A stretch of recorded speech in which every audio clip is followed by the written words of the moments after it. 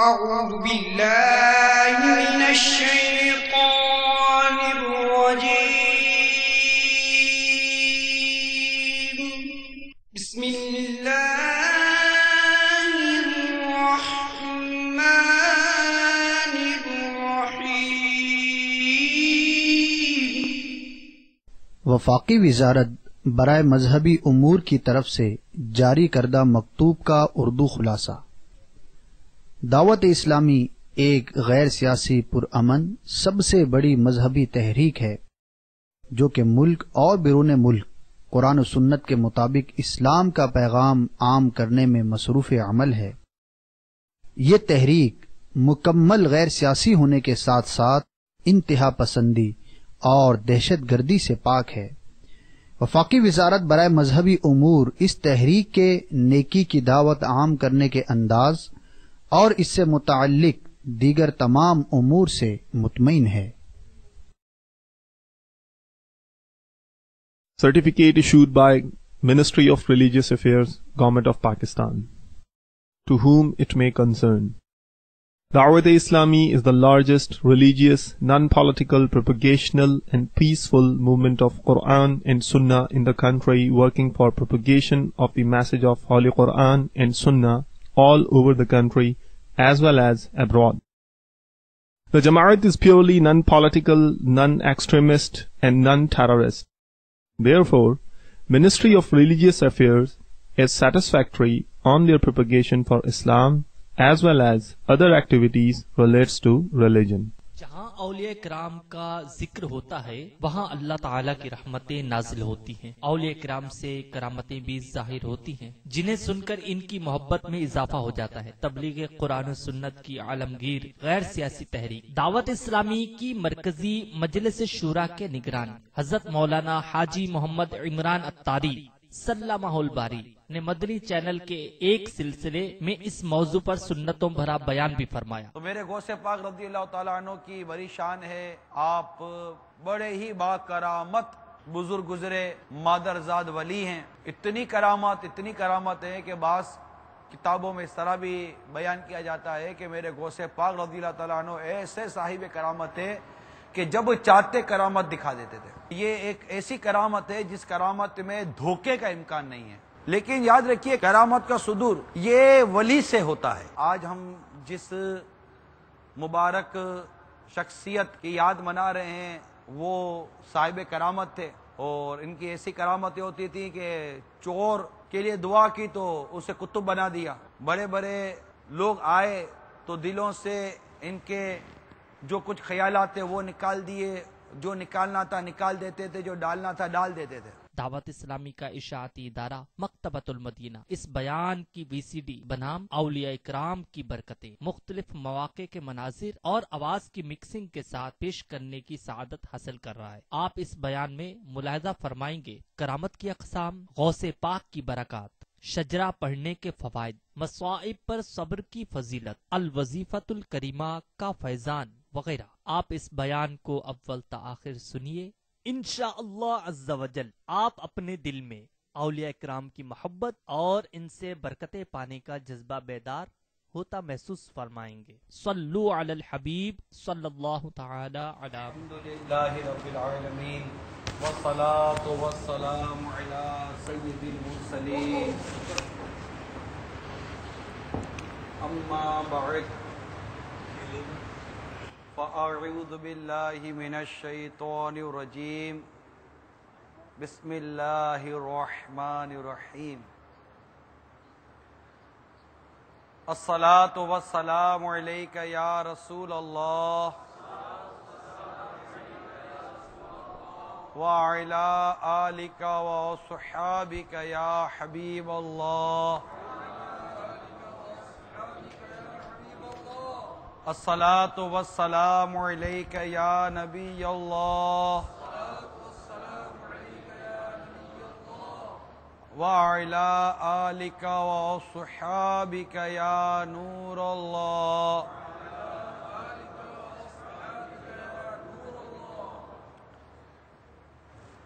سرکار دو عالم نور مجسم شاہ بنی آدم صلی اللہ تعالی علیہ وآلہ وسلم پر درود و سلام پیش کرنے کے بے شمار فضائل و برکات ہیں۔ چنانچہ نبیوں کے سلطان، رحمت عالمیان، سردار دو جہاں، محبوب رحمان عز و جل و صلی اللہ تعالی علیہ وآلہ وسلم کا فرمان برکت نشان ہے، جس نے مجھ پر روز جمعہ 200 بار درود پاک پڑھا، اس کے 200 سال کے گناہ معاف ہوں گے۔ صلو علی الحبیب صلی اللہ تعالی علی محمد۔ ایک بار بغداد معلی میں طاعون کی بیماری پھیل گئی اور لوگ دھڑا دھڑ مرنے لگے۔ لوگوں نے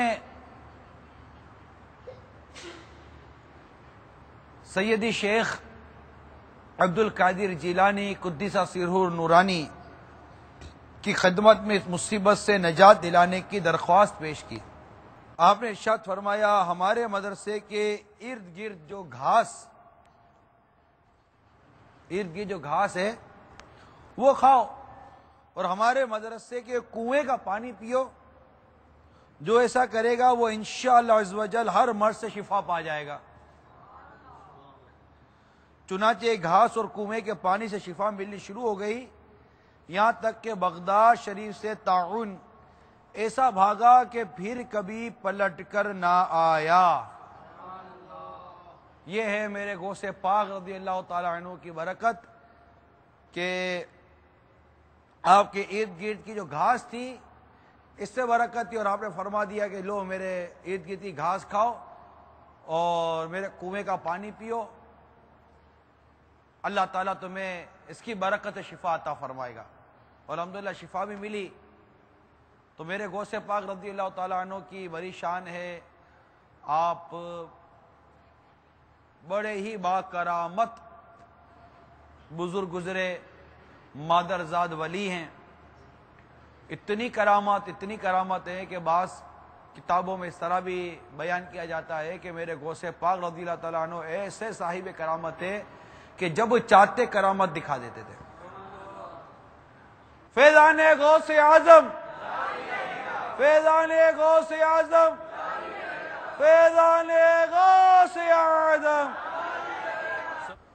اللہ تبارک و تعالیٰ نے اپنے نیک بندوں کو کرامتیں عطا فرمائی ہیں، اور حکایتیں اور نصیحتیں نامی کتاب اس وقت میرے ہاتھ میں ہے، جو کہ المدینۃ العلمیہ کی کاوش ہے، اور مکتبۃ المدینہ نے اس کو شائع کیا ہے۔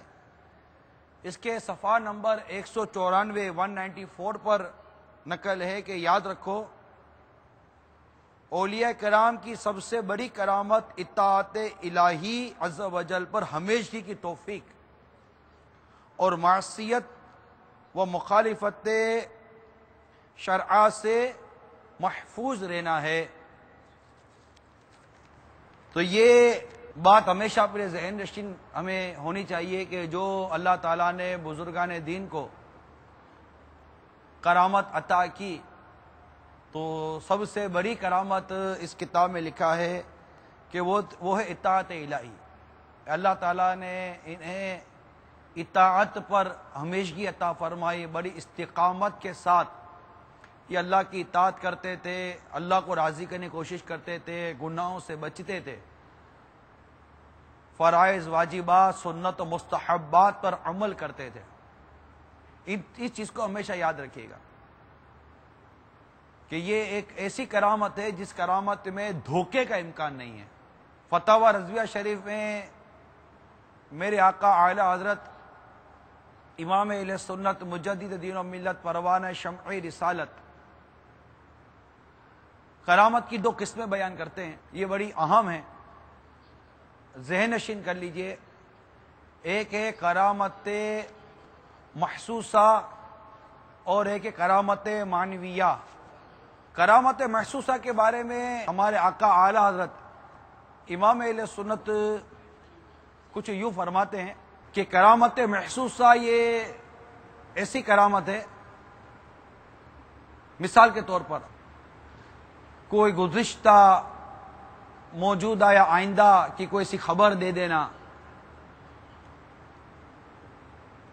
غائب ہو جانا پھر نظر آ جانا، اس طرح کی جو چیزیں ہوتی ہیں یہ کرامت محسوسہ کہلاتی ہیں. اور اس کے بارے میں آتا ہے کہ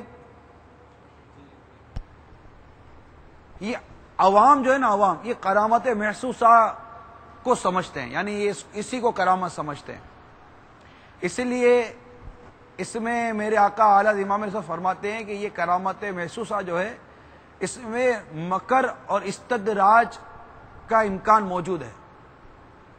اور ایک کرامت معنویہ، یہ دو کرامتوں قسموں کو جب ہم یاد رکھیں گے انشاءاللہ عز و جل ہمیں بہت کام آئیں گی.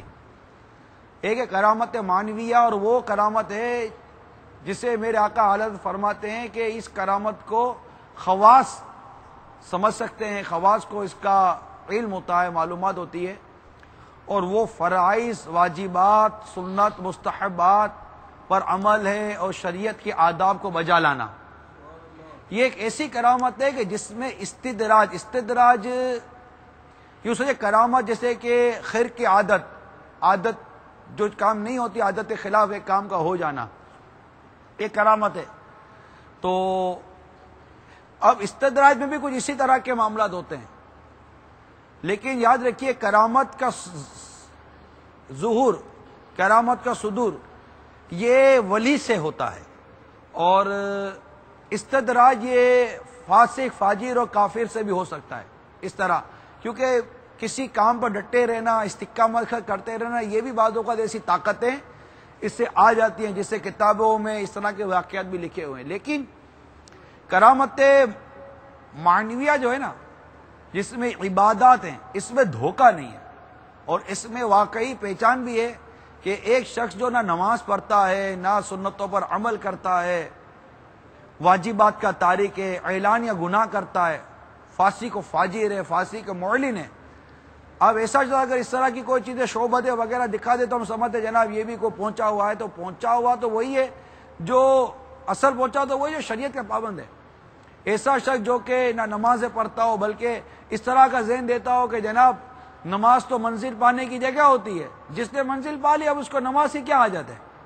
نماز تو گویا ایک سیڑھی اوپر چڑھنے کی، اب جو اوپر چڑھ گیا اس کو سیڑھی کیا ضرورت ہے؟ معاذ اللہ سما معاذ اللہ، جو اس طرح کی بکواسیں کرتا ہو، اس طرح کی بے خدا باتیں کرتا ہو اور نماز کی اہمیت اور نماز کی فرضیت کا انکار کرے، اس کے اوپر جو احکامات صادر ہوتے ہیں. تو جب بھی کسی کو مطلب دیکھنا ہو، سمجھنا ہو، کسی سے اس طرح واسطہ پڑے، پالا پڑے، تو میرے آقا اعلیٰ حضرت امام اہل سنت کے دامن کو جو تھامے رہے گا، اور جو فتاوی رضویہ شریف میں اس طرح کی جو وضاحت موجود ہے، جو شخص اس کو سمجھے گا انشاءاللہ دھوکہ نہیں کھائے گا. تو کرامت محسوسہ، کیونکہ کرامت محسوسہ جیسے کہ پانی پر چلنا، تو پانی پر تو پانی کا جہاز بھی چلتا ہے. تو اس کے بارے میں کیا کہیں گے؟ تیرا سمندر پانی کے اوپر لیٹا ہوا ہوتا، ڈوب نہیں رہا ہوتا، اپنے بولیں گے یہ کیا کوئی کرامت دکھا رہا ہے؟ وہ کیا کرامت دکھائے گا؟ وہ تو آدھا ننگا ہوتا ہے.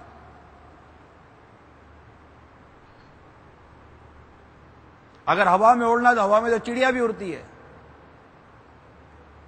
تو یہ ساری چیزیں نہیں ہوتی. اصل چیز جو دیکھنی ہے نا وہ شریعت کی پابندی دیکھنی ہے کہ فرائض کا پابند ہے، سنتوں کا پابند ہے، واجبات کا پابند ہے، شریعت کی لگام اس کی زبان پر اور اس کے اوپر ہے یا نہیں ہے. جو بے باک ہو اللہ تعالی ہم کو اس کے شر سے محفوظ فرمائے، ہم کو اس کے قرب سے بچائے، ہم کو نہیں جانا اس کے پاس. بھلے کوئی کتنی اس کے بارے میں آئے، ہم کو فضیلتیں بتائے، باتیں بتائیں، ہم کو ہمارے اعلیٰ حضرت کافی ہیں، ہم کو ہمارے غوث پاک کافی ہے، ہم کو اللہ کے فضل سے ہمارا پیر کافی ہے. تو ان چیزوں سے ہمیشہ بچنے کا ذہن ہونا چاہیے. ہمارے بیرون ملک کے جو اسلامی بھائی ہیں بعض اوقات وہ اس طرح قرضوں میں پھنس جاتے ہیں، تو فلاں چیز میں پھنس جاتے ہیں، تو وہ عجیب و غریب قسم کے ان کے ساتھ معاملات ہو جاتے ہیں. تو وہ ادھر بھاگتے ادھر بھاگتے، ادھر جاتے ہیں، اور پتہ نہیں کن کن کے ہاتھوں میں چڑھ جاتے ہیں. ہاتھوں میں کیوں چڑھتے ہو بھائی؟ کیا آپ کو آپ کے پیر صاحب نے شجرہ عطا نہیں کیا؟ کیا شجرہ قادریہ رضویہ اتاری آپ کے پاس نہیں ہے؟ کیا اس میں آیات بھی ہیں، روایات بھی ہیں، بزرگوں کے اقوال بھی ہیں، اسے پڑھیں، اس پر عمل تو کریں۔ اب ہم بولے کہ میں اس کے پاس جاؤں گا، اس کے پاس جا کر کام ہو جائے گا، آپ کے پاس جو آپ کے پیر صاحب نے جیبی ساز کا شجرہ دے دیا، کبھی کھول کر دیکھے تو ہے کیا؟ انشاءاللہ عز و جل اس شجرے پر آپ عمل کریں، لوگ آپ سے دعائیں کرانے دم کروانے کے لیے آئیں گے۔ یار کہاں ہو آپ؟ میرا پیر ہے الحمدللہ۔ اور اس شجرے کے اندر الوظیفۃ الکریمہ کا فیضان موجود ہے۔ الوظیفۃ الکریمہ یہ میرے آقا اعلیٰ امام اہل سنت کا مرتب کیا ہوا شجرہ ہے، اس کا فیضان اور کئی بزرگان دین کے اوراد و وظائف کا فیضان یہ الحمدللہ شجرہ قادریہ رضویہ عطاریہ میں موجود ہے۔ مقتبۃ المدینہ سے ہدیتاً حاصل کریں، اگر مقتبۃ المدینہ کو میسر نہیں ہے تو نیٹ پر دیکھ لیجئے، دعوت اسلامی کی ویب سائٹ پر بھی الحمدللہ یہ شجرہ موجود ہے، www.dawatIslami.net۔ دعوت اسلامی کے تقریباً ہر رسالے پر، سی ڈی پر، وی سی ڈی پر، آڈیو کیسٹ کے اوپر ویب سائٹ کا پتہ لکھا ہوا ہے، اس پر جائیے، اس پر شجرہ دیکھیے انشاءاللہ عز و جل۔ اور مزید یہ کہ آداب مرشد کامل یہ مکمل مجموعہ ہے 5 حصوں کا، یہ حاصل کیجئے، اس کے اندر بھی الحمدللہ اس طرح کی ہمارے لیے بڑی رہنمائی موجود ہے۔ امیل سنت کے مدنی مذاکرے اس میں موجود ہیں۔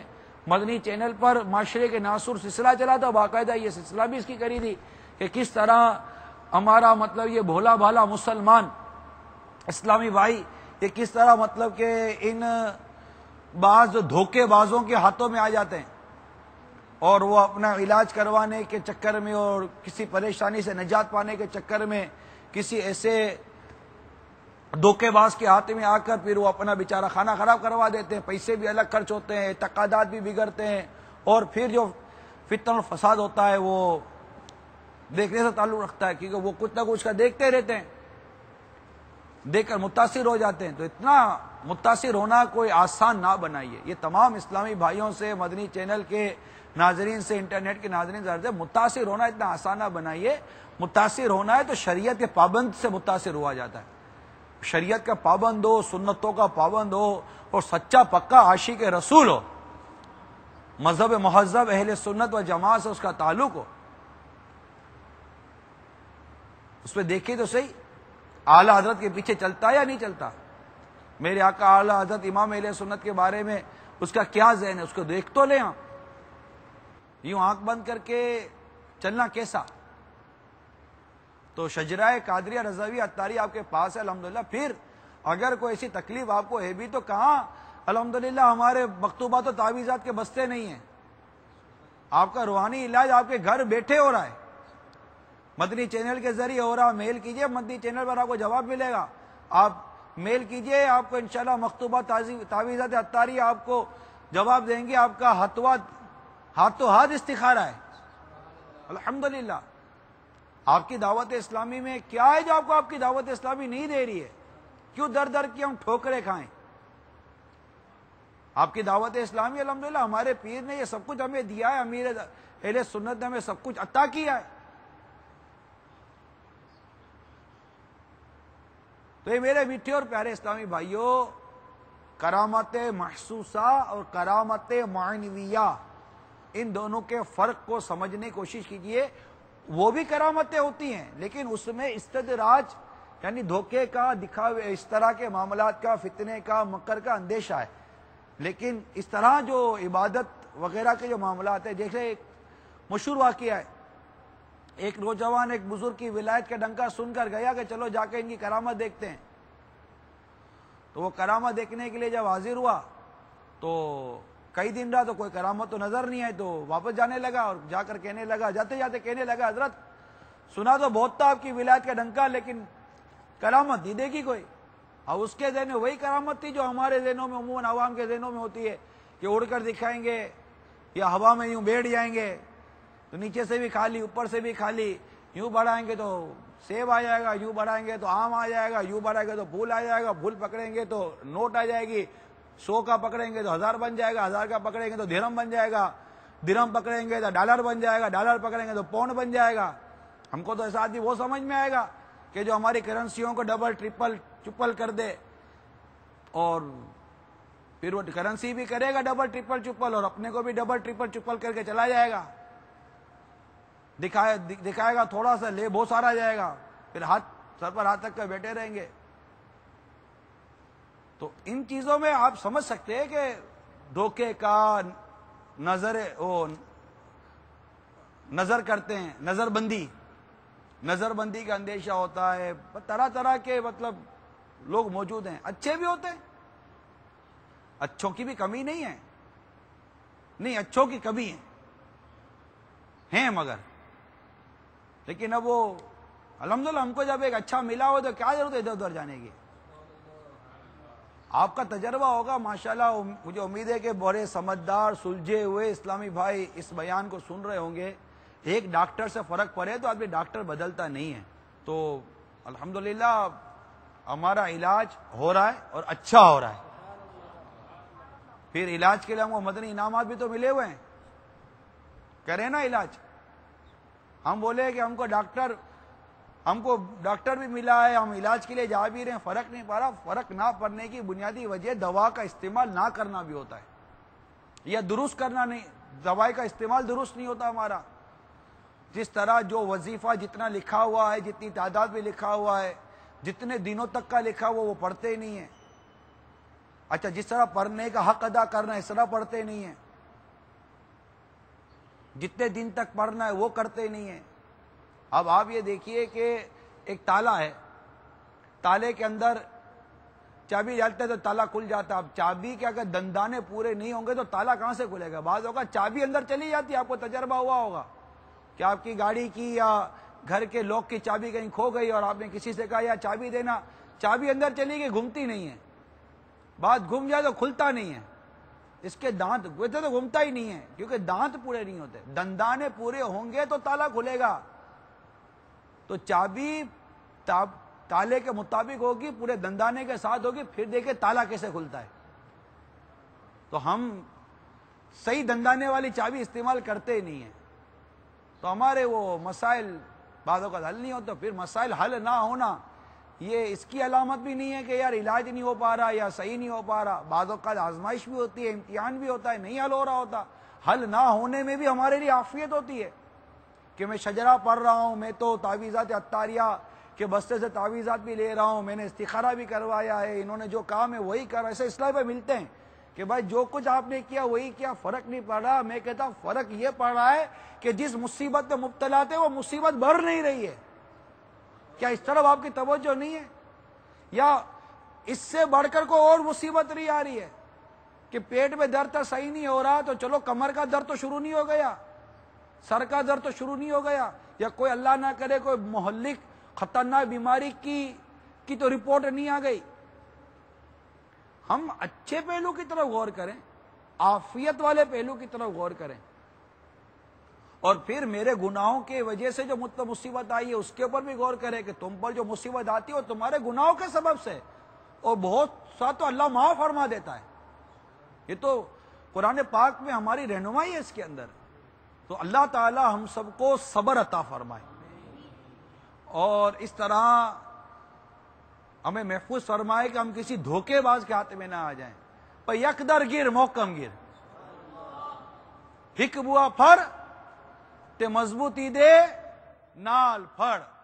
یک در گیرو محکم گیر، یک در گیرو محکم گیر، در گیرو محکم گیر، یک در گیرو محکم گیر. دے دے یارب مجھ کو وفا، دھرنا چھوڑوں مرشد کا. دے دے یارب مجھ کو وفا، دھرنا چھوڑوں مرشد کا. دے دے یارب مجھ کو وفا، دھرنا چھوڑوں مرشد کا.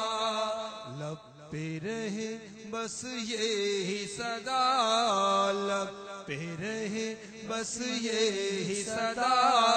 پیر میرا سونا پیر میرا، یک در گیرو محکم گیر، یک در گیرو محکم صلو علی گیر. الحبیب صلی اللہ تعالی تو میرے میٹھے میٹھے اور پیارے پیارے اسلامی بھائیوں، مدنی چینل انٹرنیٹ کے ناظرین، میں عرض کر رہا تھا کہ اللہ تعالیٰ اپنے نیک بندوں کو کرامت کا تاج عطا فرماتا ہے، اور ان میں جو سب سے بڑی کرامت ہے وہ اللہ تعالیٰ کی اطاعت، فرما برداری، شریعت کی پابندی ہے۔ اس کے علاوہ اور بھی کئی کرامتیں ہوتی ہیں، کرامت حق ہے، کرامتوں کا ظہور ہوتا ہے، اور اولیاء کرام نے اور بالخصوص میرے غوث پاک رضی اللہ تعالیٰ عنہ نے بڑی بڑی کرامتیں دکھائی ہیں، بلکہ اللہ کی شان ہے جس سے چاہے ایسا عمل کروا دے جو بظاہر عقل میں نہیں آتا۔ حضرت سیدنا ابو ہریرہ رضی اللہ تعالیٰ عنہ سے مروی ہے کہ سرکار مدینہ صلی اللہ تعالیٰ علیہ وسلم نے بیان فرمایا، ایک شخص گائے پر بوجھ اٹھائے اسے ہانکتا جا رہا تھا کہ گائے اس کی طرف متوجہ ہو کر با زبان فصیح کہنے لگی، میں اس لیے پیدا نہیں کی گئی، مجھے تو کھیتی کے لیے پیدا کیا گیا ہے۔ اور بتائیے، گائے یہ ایک جانور ہے، اللہ تعالیٰ نے اسے قوت گویا عطا کر دی، اور وہ با زبان فصیح کلام کر رہی ہے۔ تو اللہ ہمیں مثبت سوچ عطا فرمائے کہ ہم اچھی طرح سوچیں۔ اس طرح ایک شخص تھا، وہ کرامت کو نہیں مانتا تھا۔ حضرت سیدنا جابر رحبی علیہ رحمۃ اللہ کبھی فرماتے ہیں کہ رحبہ کے اکثر لوگ کرامت اولیاء کے منکر تھے کہ کرامت کیا ہوتی ہے۔ تو فرماتے ہیں میں ایک دن درندے پر سوار ہو کر رحبہ میں داخل ہو گیا، درندے پر بیٹھ کر رحبہ میں داخل ہو گیا، اور پوچھا کہاں ہیں وہ لوگ جو اولیاء کرام کی کرامت کو جھٹلاتے ہیں، کیونکہ اب تو آپ درندے پر بیٹھے ہوئے ہیں، وہ درندہ آپ کو لے کر چل رہا ہے۔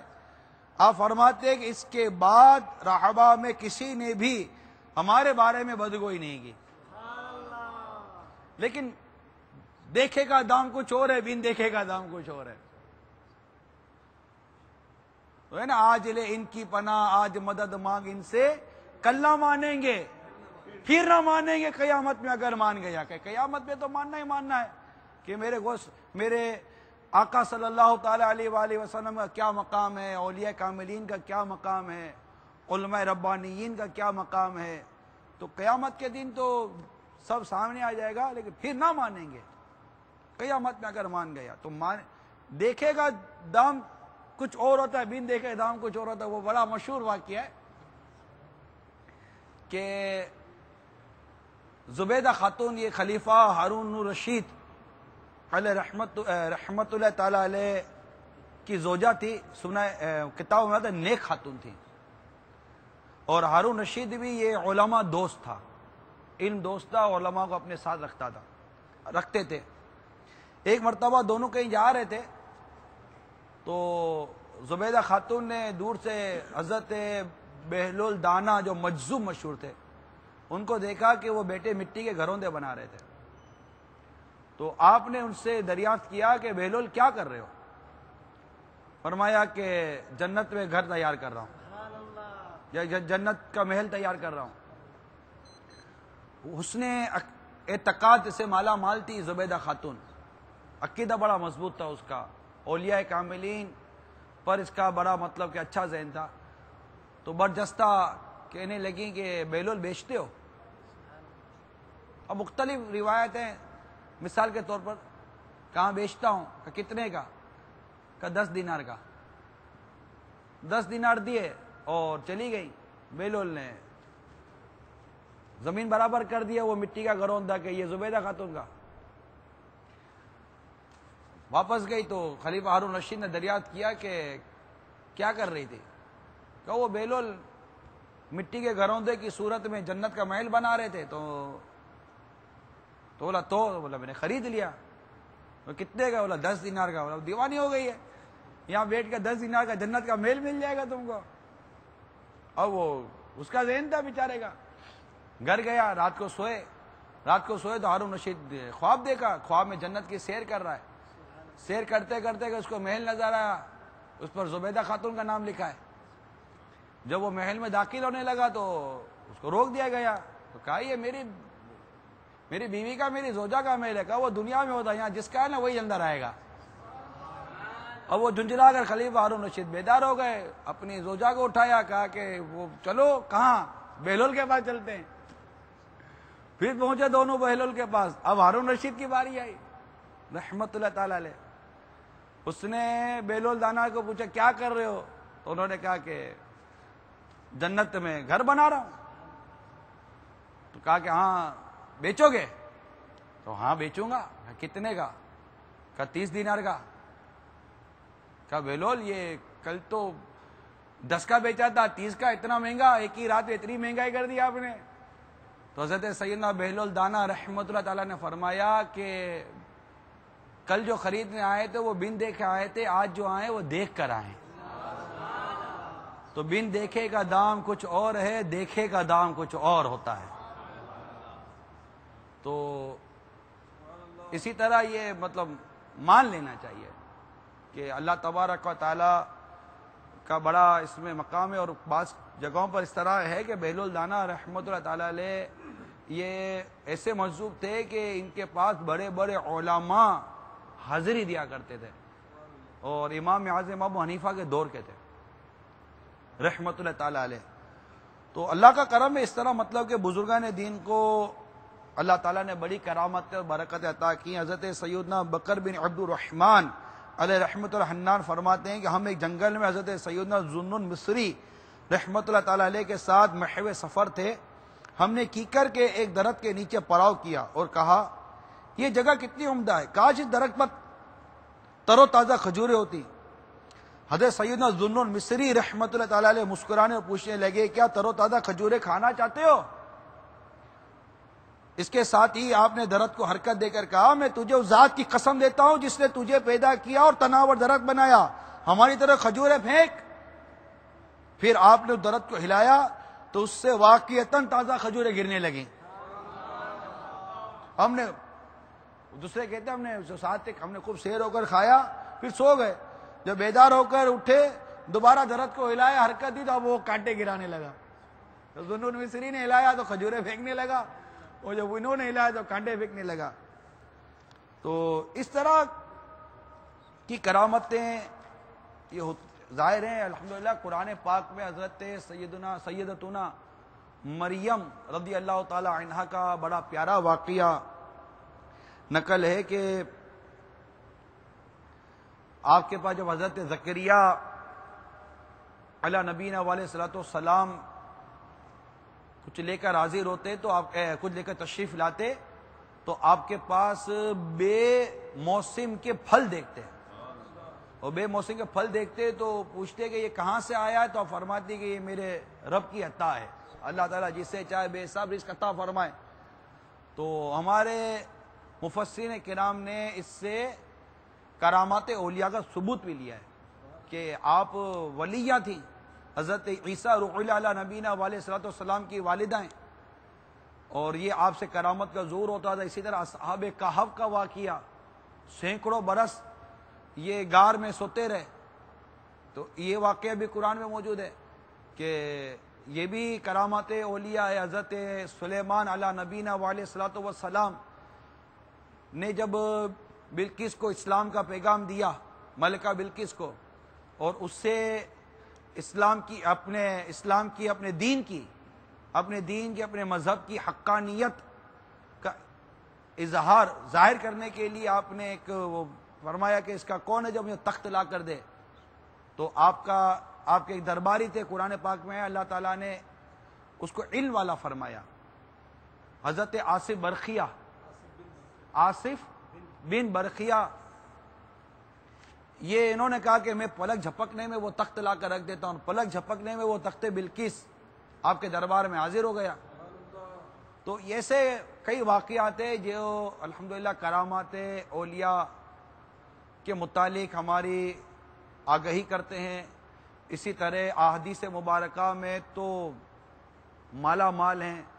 تو الحمدللہ عز و جل آج ہم جس مبارک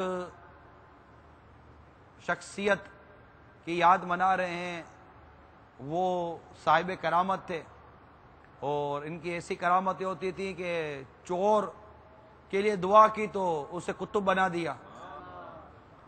بڑے بڑے لوگ آئے تو دلوں سے ان کے جو کچھ خیالات تھے وہ نکال دیے، جو نکالنا تھا نکال دیتے تھے، جو ڈالنا تھا ڈال دیتے تھے۔ اللہ تعالیٰ نے اتنا تصرف عطا کیا تھا ہمارے غوث پاک رضی اللہ تعالی عنہ کو۔ وہ دعوت اسلامی کے مدنی ماحول سے وابستہ رہنے کی پکی نیت کر لیجئے۔ الحمدللہ یہ ماحول ہمیں حسن اعتقاد کے ساتھ ایمان کی حفاظت کا ذہن بھی دیتا رہے گا، ہمیں فرائض کا پابند بنائے گا، واجبات کا پابند بنائے گا۔ الحمدللہ اس ماحول کے صدقے ہم نمازی بنیں گے، اس ماحول کے صدقے اللہ نے چاہا تو پرہیزگاری بھی نصیب ہوگی، الحمدللہ اولیاء کرام کی محبت بھی نصیب ہوگی۔ یہ ماحول ہے جس کے ساتھ وابستہ ہوتے تو ہمیں غوث پاک کا دامن نصیب ہو جاتا ہے، اعلیٰ حضرت کی محبت نصیب ہوتی ہے الحمدللہ۔ اللہ تعالی ہم سب کو عمل کی توفیق عطا فرمائے، آمین بجائے نبی الامین صلی اللہ تعالی علیہ وسلم۔ ایک اسلامی بھائی کا بیان ہے کہ ان کی والدہ بیمار تھی، جب وہ مدنی قافلوں کے مسافر بنے تو وہاں جا کر عاشقان رسول کے ساتھ خوب گر گرا کر دعا کی، انہوں نے بھی دعا کی۔ فرماتے جب میں مدنی قافلے کے بعد گھر واپس لوٹا تو میری وہ امی جان جو 4 پیسے نہیں اٹھ سکتی تھی، انہوں نے گھر کے دروازے پر آ کر دروازہ کھولا۔ تو یہ الحمدللہ مدنی قافلے میں دعا کی برکت تھی کہ میری امی جان کو شفا نصیب ہو گئی۔ تو جو اسلام بھائی مدنی قافلے کی نیت کرتے ہاتھ اٹھا کر عزم کا اظہار کریں، انشاءاللہ ہم بھی غوث پاک رضی اللہ عنہ کی بارگاہ میں ایصال ثواب کو تحفہ پیش کرنے کے لیے مدنی قافلوں میں سفر اختیار کریں گے انشاءاللہ عز و جل۔ اور مدنی انعامات پر عمل کی بھی نیت کر لیجئے کہ انشاءاللہ مدنی انعامات پر عمل بھی کریں گے۔ صلو علی الحبیب صلی اللہ تعالی علی محمد۔ مدنی مرکز کے بتائے گئے طریقہ کار کے مطابق بیان کے اختتام میں سنتیں اور آداب بیان کرنی ہوتی ہیں، تو دعا مانگنا یہ سنت ہے۔ چنانچہ دعا مومن کا ہتھیار ہے کہ 17 حروف کی نسبت سے دعا مانگنے کے 17 مدنی پھول قبول فرمائیے۔ ہر روز کم از کم 20 بار دعا کرنا واجب ہے۔ الحمدللہ نمازیوں کا یہ واجب نماز میں سورہ فاتحہ سے ادا ہو جاتا ہے کہ اہدنا الصراط المستقیم، ترجمہ کنز الایمان، ہم کو سیدھا راستہ چلا بھی دعا ہو، دعا، اور الحمدللہ رب العالمین، ترجمہ کنز الایمان، سب خوبیاں اللہ کو جو مالک سارے جہان والوں کا، کہنا بھی دعا ہے۔ دعا میں حد سے نہ بڑھے، مثلا انبیاء کرام علیہم الصلاۃ والسلام کا مرتبہ مانگنا یا آسمان پر چڑھنے کی تمنا کرنا، نیز دونوں جہاں کی ساری بھلائیاں اور سب کی سب خوبیاں مانگنا بھی منع ہے کہ ان خوبیوں میں مراتب انبیاء علیہم الصلاۃ والسلام بھی ہیں جو نہیں مل سکتے۔ جو محال یعنی ناممکن یا قریبا محال ہو اس کی دعا نہ مانگے، لہذا ہمیشہ کے لیے تندرستی، عافیت مانگنا کہ آدمی عمر بھر کبھی کسی طرح کی تکلیف میں نہ پڑے، یہ محال عادی کی دعا مانگنا ہے۔ یوں ہی لمبے قد کے آدمی کا چھوٹا قد ہونے یا چھوٹی آنکھ والے کا بڑی آنکھ کی دعا کرنا یہ ممنوع ہے کہ یہ ایسے عمر کی دعا ہے جس پر قلم جاری ہو چکا ہے۔ امید ہے کہ اسلام بھائی سمجھ گئے ہوں گے، مدنی چینل کے اور انٹرنیٹ کے ناظرین بھی سمجھ گئے ہوں گے۔ نمبر 4، گناہ کی دعا نہ کرے کہ مجھے پرایا مال مل جائے، کہ گناہ کی طلب کرنا بھی گناہ ہے۔ نمبر 5، قطع رحم، مثلا فلاں رشتہ داری میں لڑائی ہو جائے، فلاں رشتہ داروں میں لڑائی ہو جائے کہ دعا نہ کرے۔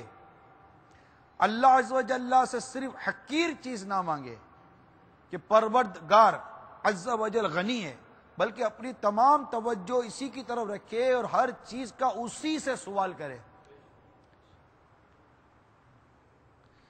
رنج و مصیبت سے گھبرا کر اپنے مرنے کی دعا نہ کرے، خیال رہے کہ دنیاوی نقصان سے بچنے کے لیے موت کی تمنا ناجائز ہے، اور دینی مضرت یعنی دینی نقصان کے خوف سے جائز۔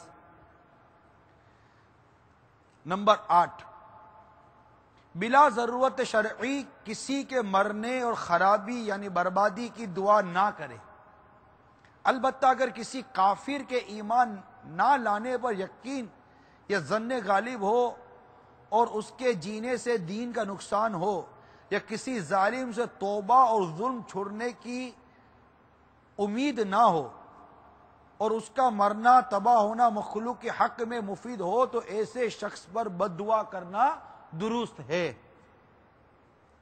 نمبر 9، کسی مسلمان کو یہ بد دعا نہ دے کہ تو کافر ہو جائے، کہ بعض علماء کے نزدیک ایسی دعا مانگنا کفر ہے، اور تحقیق یہ ہے کہ اگر کفر کو اچھا یا اسلام کو برا جان کر کہے تو بے شک کفر ہے، ورنہ بڑا گناہ ہے۔ کہ مسلمان کی بدخواہی یعنی برا چاہنا حرام ہے، خصوصاً یہ بدخواہی کہ فلاں کا ایمان برباد ہو جائے تو سب بدخواہیوں سے بدتر ہے۔ کسی مسلمان پر لعنت نہ کرے اور اسے مردود و ملعون نہ کہے، اور جس کافر کا کفر پر مرنا یقینی نہیں اس پر بھی نام لے کر لعنت نہ کرے۔ یوں ہی مچھر اور ہوا اور جمادات یعنی بے جان چیزوں مثلا پتھر، لوہا وغیرہ حیوانات پر لعنت ممنوع ہے۔ البتہ بچھو وغیرہ بعض جانوروں پر حدیث پاک میں لعنت آئی ہے۔ نمبر 11، کسی مسلمان کو یہ بد دعا نہ دے کہ تجھ پر خدا کا غضب نازل ہو اور تو بھاڑ یعنی کہتے ہیں نا بھاڑ میں جا، آگ اور دوزخ میں داخل ہو، کہ حدیث شریف میں اس کی ممانعت وارد ہے۔ جو کافر مرا اس کے لیے دعائے مغفرت حرام اور کفر ہے۔ یہ دعا کرنا خدایا سب مسلمانوں کے سب گناہ بخش دے جائز نہیں، کہ اس میں ان حدیث مبارکہ کی تکذیب یعنی جھٹلانا ہوتی ہے جن میں بعض مسلمانوں کا دوزخ میں جانا وارد ہوا۔ البتہ یوں دعا کرنا ساری امت محمد کی مغفرت یعنی بخشش ہو یا سارے مسلمان کی مغفرت ہو جائز ہے۔ نمبر 14، اپنے لیے اور اپنے دوست احباب اہل و مال و اولاد کے لیے بد دعا نہ کرے، کیا معلوم کہ قبولیت کا وقت ہو اور بد دعا کا اثر ظاہر ہونے پر ندامت ہو۔ جو چیز حاصل ہو یعنی اپنے پاس موجود ہو اس کی دعا نہ کرے۔ مثلا مرد یوں کہ یا اللہ عز و جل مجھے مرد کر دے، کہ استہزاء یعنی مذاق بنانا ہے۔ البتہ ایسی دعا جس میں شریعت کے حکم کی تعمیل یا عاجزی و بندگی کا اظہار یا پروردگار عز و جل اور مدینے کے تاجدار صلی اللہ تعالی علیہ وسلم سے محبت یا دین یا اہل دین کی طرف رغبت یا کفر و کافرین سے نفرت وغیرہ کے فوائد نکلتے ہوں وہ جائز ہے، اگرچہ اس امر کا حصول یقینی ہو۔ جیسے درود شریف پڑھنا، وسیلے کی، صراط مستقیم کی، اللہ و رسول عز و جل صلی اللہ تعالی وسلم کے دشمنوں پر غضب و لعنت کی دعا کرنا۔ نمبر 16، دعا میں تنگی نہ کرے، مثلا یوں نہ مانگے یا اللہ عز و جل تنا مجھ پر رحم فرما، یا صرف مجھے اور میرے فلاں فلاں دوست کو نعمت بخش۔ بہتر یہ ہے کہ سب مسلمانوں کو دعا میں شامل کر لے۔ اس کا ایک فائدہ یہ بھی ہوگا کہ اگر خود اس نیک بات کا حقدار نہ بھی ہوا تو اچھے مسلمانوں کے طفیل پالے گا۔ نمبر 17، حجت الاسلام حضرت سیدنا امام محمد غزالی علیہ رحمۃ اللہ الوالی فرماتے ہیں، مضبوط عقیدے کے ساتھ دعا مانگے اور قبولیت کا یقین رکھے۔ صلو علی الحبیب صلی اللہ تعالی علی محمد۔ یہ فیضان سنت کے صفحہ نمبر 217 پر یہ 17 مدنی پھول اپنی خوشبوئیں لٹا رہے ہیں۔ تو تمام اسلام بھائی یہ بھی نیت کر لیے کہ آپ جہاں رہتے ہیں جدھر رہتے ہیں فیضان سنت کا درس بھی دیں گے۔ دیکھیں ابھی ہم دعا کے ہم نے 17 مدنی پھول پڑھے، اس میں کئی ایسے مدنی پھول ہیں جو شاید آج کئی اسلام بھائی نے پہلی بار سنے ہوں گے کہ اچھا یہ دعا بھی نہیں کرنی چاہیے اور یہ دعا بھی نہیں کرنی چاہیے، اور اس میں بعض تو کیسے سخت احکامات آپ نے سنے جو میرے آقا میرے ولی نعمت امیر اہل سنت نے، ہمارے آقا اعلیٰ امام اہل سنت اور آپ کے والد ماجد کی جو وہ کتاب ہے احسن الویہ لآداب دعا، احسن الویہ، لی آداب دعا سے یہ چند مدنی پھول ہمیں عطا کیے ہیں، 17 مدنی پھول. تو آج مانگ لو چشم تر مانگ لو، درد دل اور حسن نظر مانگ لو، سبز گنبد کے سائے میں بقیہ پاک کی نیت کر لیں، سبز گنبد کے سائے میں بقی مانگ لو، مانگنے کا مزہ آج کی رات ہے. بقی کی نیت کرے کہ انشاءاللہ وہاں جو گھر ہوگا وہ بقی پاک ہوگا انشاءاللہ عز و جل. کہ ہمیں اللہ کے کرم سے آج 11ویں شب کی بابرکت رات، ایک کاش ایسا کرم ہو جائے کہ کاش اس شان سے حاضری ہو، مجھ پر دیوانگی چھا رہی ہو، ہر رکاوٹ وہاں ہٹ گئی ہو، بس نظر میں ہو شاہ مدینہ. ایک کاش اس حال میں پہنچے کہ ہم پر وجد کی کیفیت ہو، دیوانگی کی کیفیت ہو، اور رو رو کر سرکار کی بارگاہ میں درود و سلام پڑھ رہے ہوں، پردے ہٹ جائیں، جلوہ بے نقاب ہو جائے، اور ہماری بے قرار روح آقا کے قدموں پہ قربان ہو جائے. نجم کی یہ خدا آرزو ہے یہی، عاشق زار کی آبرو ہے یہی، موت کے وقت سر ان کے قدموں میں ہو، دید ہوتی رہے دم نکلتا رہے، دید ہوتی رہے دم نکلتا رہے. کاش ہمارا وہیں دم نکل جائے، ایمان اور عافیت پر شہادت کی موت مدینہ پاک میں نصیب ہو جائے، فاروق اعظم رضی اللہ تعالیٰ عنہ کی دعا کا صدقہ نصیب ہو جائے. اللہم ارزقنی شہادتن فی سبیلک، یا اللہ ہمیں تیری راہ میں موت عطا فرما، وجعل موتی بلدی حبیبی کا صلی اللہ تعالی علیہ وسلم، اور ہمیں تیرے حبیب کے دیار میں موت عطا فرما. بقیہ پاک ہمارا کاش مدفن ہو، عشق رسول میں جینا اور عشق رسول میں مرنا ہو، وقت نزا آقا کے جلوے ہوں، غوث پاک بھی ہوں، ہمارے مرشد بھی ہوں، اور بس ان کے ہی جلوے ہوں، اور ہم ایمان اور عافیت پر اس دنیا سے رخصت ہو جائیں. واقعی وہ غوث پاک رضی اللہ تعالیٰ عنہ نے عید کے متعلق فرمایا نا کہ حقیقی عید تو اس کی ہے جو ایمان سلامت لے گیا. اور میرے امیل سنت کا بھی اسی طرح ارشاد ہے کہ کامیاب تو وہ شخص ہے جو اپنا ایمان سلامت لے کر قبر میں چلا گیا، یعنی جو قبر میں بھی ایمان والا ہے. تو ڈرتے رہنا چاہیے کہ شیطان لعین کب قسمت ہم سے کھیل جائے.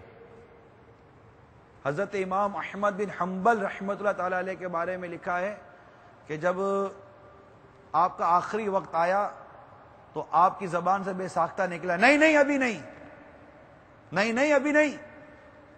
تو آپ سے آپ کے متعلقین جو گرد کھڑے تھے انہوں نے پوچھا کہ حضور کیا ہوا؟ آپ نے اچانک کہا کہ نہیں ابھی نہیں.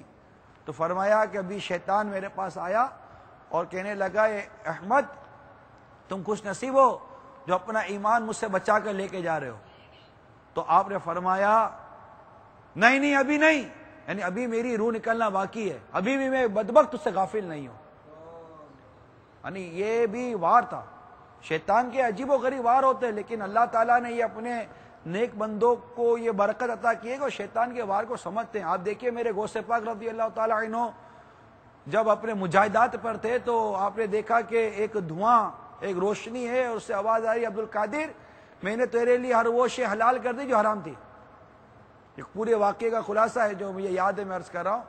تو میرے غوث پاک رضی اللہ تعالیٰ عنہ نے لا حول شریف پڑھی، لا حول ولا قوت الا باللہ العلی العظیم. یعنی آپ سمجھئے یہ شیطان ہے، اور وہ جو روشنی تھی وہ کالے دھوئے میں تبدیل ہو گئی. تو اس سے پھر آواز آئی کہ عبد القادر تو خوش نصیب ہے، تجھے تیرے علم نے بچا لیا. آپ نے فرمایا بدبخت پھر دھوکہ دیتا ہے، بدبخت پھر دھوکہ دیتا ہے. مجھے میرے علم نے نہیں، مجھے میری رب کی رحمت نے بچا لیا. تو لوگوں نے آپ سے پوچھا کہ حضور آپ نے کیسے پہچانا یہ شیطان ہے؟ آپ نے فرمایا اس کے اس جملے سے پہچان لیا کہ جو حرام تھا ہم نے آپ کے لیے حلال کر دیا. کہ شریعت تو مکمل ہو چکی ہے، حرام واضح ہو چکا، حلال واضح ہو چکا ہے، ڈکلیئر ہے. یہ الحمدللہ آپ کا علم، آپ کی معلومات کی برکت ہے. اور چونکہ ہر ولی عالم ہے، یاد رکھیے گا، عالم یہ ولی جو ہے نا یہ عالم ہے. جو ولی ہے نا وہ عالم ہوتا یاد ہے، ہر عالم ولی ہو یہ ضروری نہیں ہے، لیکن ہر ولی عالم ضرور ہوتا ہے، علم والا ہوتا ہے، اسے اللہ تعالیٰ علم عطا فرما دیتا ہے. یہ ہمیشہ یاد رکھیے گا کہ ہر ولی کون ہے؟ عالم ہے. ولی جاہل نہیں ہوتا، اللہ تعالیٰ جاہلوں کو دوست نہیں رکھتا. تو علم دین سیکھنے کی بھی کوشش کیجئے